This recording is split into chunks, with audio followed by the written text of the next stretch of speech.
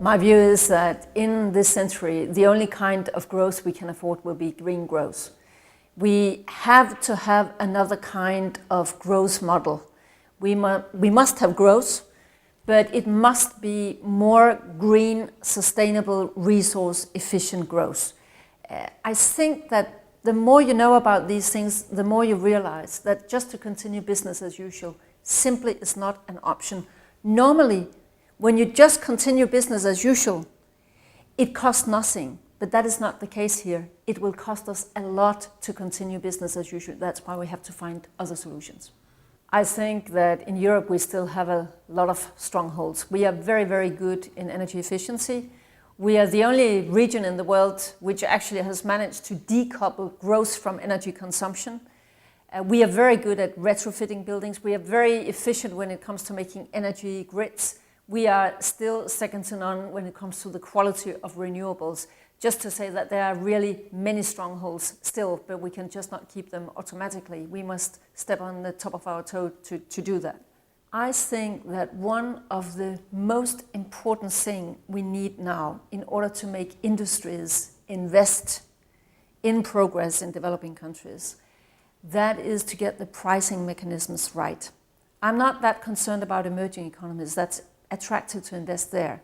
But how do we make it attractive to invest in energy access in Mali or Malawi? There you need to price the common goods. You need to internalize externalities. In other words, we need another way of measuring what is really growth and also to put a price on the common goods. I think that kind of discussions is incredibly important, and I very much hope that will be at center stage for Rio+20, the big international conference next year in June. I think that the developing countries should avoid some of the mistakes we did when we did our growth model in the 20th century and the 19th century in the developed part of the world.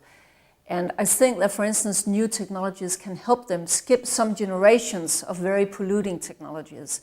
That means that we must be better and faster at disseminating good practices, new technologies, work on it together.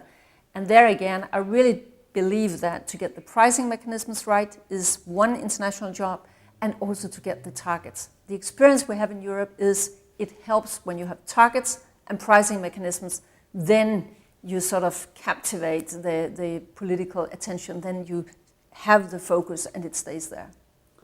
I think that in Europe we are still ahead, but not for very long, unless we really stop dragging our feet. Our competitors, they are moving fast, really, really fast, not just for the sake of the climate, but also because they see the business potential. So that's why I think we must speed up efforts in Europe, we must speed up the emphasis on research and development, we must have standards, we must have regulations, we must get things done. And we do not have 5 or 10 years to speed up, we have to speed up now.